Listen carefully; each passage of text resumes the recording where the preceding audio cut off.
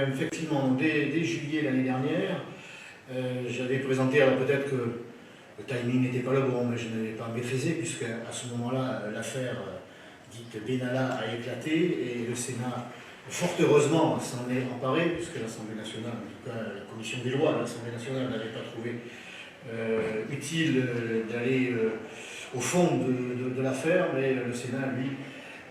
a redoré un petit peu son blason, du coup. S'est fait connaître auprès du grand public, pour ceux qui ne le connaissaient pas, et a peut-être,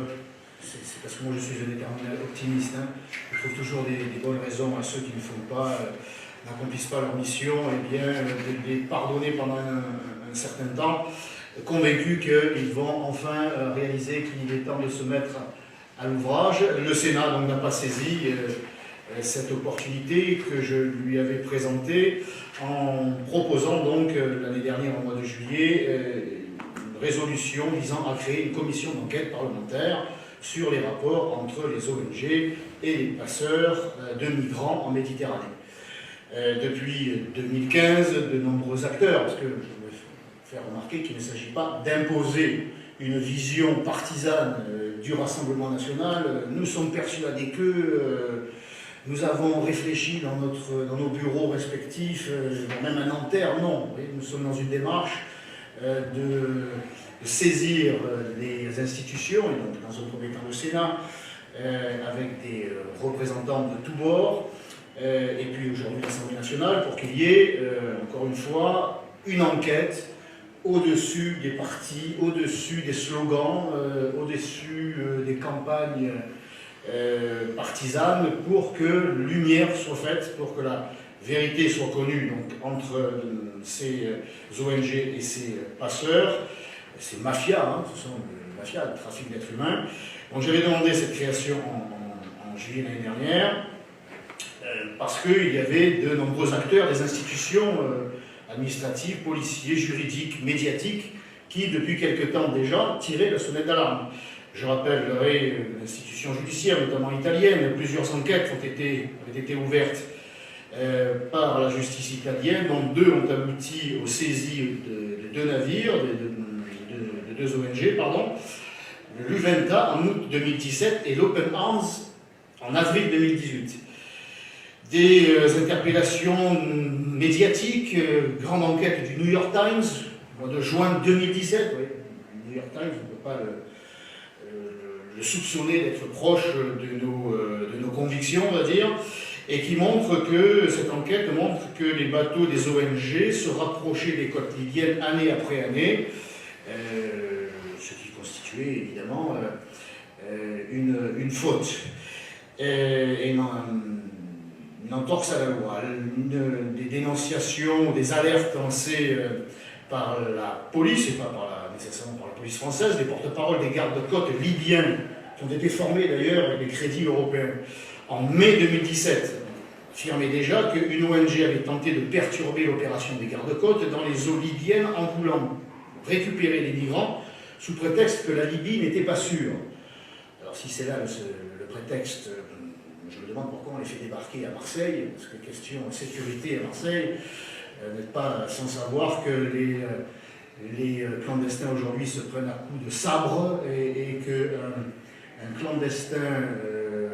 libyen, je ne suis pas sûr de la nationalité, nigérien, clandestin nigérien a été attaqué à coups de machette par d'autres Nigériens, membres d'une mafia, parce que le premier ne souhaitait pas accueillir des compatriotes dans son squat. Vous voyez comme quoi, d'un côté et de l'autre de la Méditerranée, la sécurité n'est plus ce qu'elle était. L'institution administrative, dans un rapport de 2017, Frontex, affirme que toutes les parties impliquées dans les opérations de sauvetage en Méditerranée centrale aident involontairement les criminels à atteindre leurs objectifs avec un coût minimal et renforcent leur business model en augmentant les chances de succès des traversées. Les migrants et les réfugiés, encouragés par les histoires de ceux qui ont réussi la traversée, tentent des traversées dangereuses depuis qu'ils sont au courant de cette pratique et comptent sur l'assistance humanitaire pour être amenés en Europe. Et enfin politique, Matteo Salvini, notre allié, qui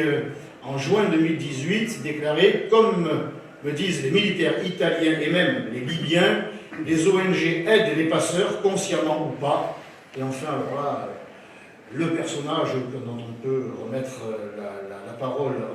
en question, Emmanuel Macron lui-même, juin 2018, a accusé l'ONG allemande Lifeline de faire le jeu des passeurs. Benjamin Griveaux, bon, lui aussi, est allé de son constat. Et enfin, Castaner, malgré le rétro-pédalage d'hier, on a dû lui taper peut-être un peu sur les doigts, mais qu'il le veuille ou pas, le 5 avril, a qualifié les soi-disant humanitaires agissant en Méditerranée ont pu se faire complices des passeurs, ajoutant qu'il existait une réelle collusion entre trafiquants et ONG. Il a en outre confirmé que des humanitaires étaient en contact téléphonique avec les passeurs. Voilà toutes les raisons. Alors, je ne vais pas vous rappeler le nombre de morts que nous regrettons tous, et c'est bien là la raison de notre démarche aujourd'hui, qui était celle de juillet 2018 déjà, c'est de faire en sorte déjà qu'il n'y ait plus de morts. Vous savez sans doute pourquoi il n'y a pas de décès dans les traversées de clandestins en direction de l'Australie. C'est parce qu'il n'y a pas de traversée. C'est parce que l'Australie a fait savoir qu'elle n'accueillerait plus de migrants et que si certains d'entre eux arrivaient à se rendre sur les côtes australiennes, ils seraient expulsés, et c'est ce qu'il se passe. Donc quand on fait preuve de fermeté, comme l'a fait aussi Matteo Salvini, eh bien cela sauve des vies. Voilà pourquoi, dans un premier temps, nous souhaitons agir en demandant au Sénat et aujourd'hui à l'Assemblée nationale que les mesures que cette commission d'enquête voit le jour dans l'intérêt des migrants, de ces hommes, de ces femmes, de ces enfants, et dans l'intérêt bien sûr de nos compatriotes ici en France, parce que nous n'avons plus les moyens, et depuis bien longtemps, d'accueillir toute la misère, ne serait-ce que la misère du bassin méditerranéen.